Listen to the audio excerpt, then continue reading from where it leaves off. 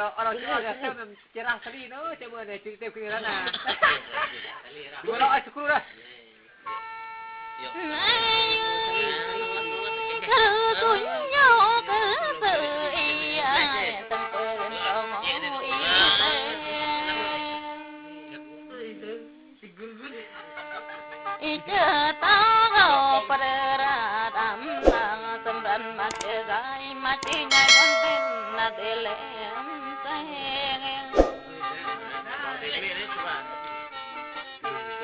Cần để âm lên ơi. Rót gầm chọc nữa. Riêng nhung lâu nhánh lìa y ai chẳng ta chờ mấy gom riêng không nghe lìa riêng chờ mấy má y sen.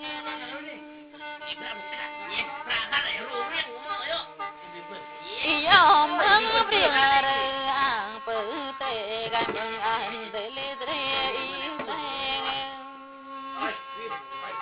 Anh nông bà Mùi chứ bấm lên cả bà lâu. Yo, baby. Ngắp, nó đi lên sông sai.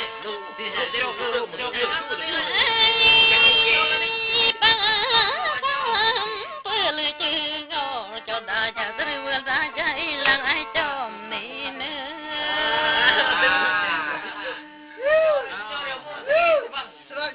Ghét lấy xa lệ lùng ấm lặng mà ôm cửa nông chỗ mà giao cửa nông to bị làng ai chom. Đi chừng nữa.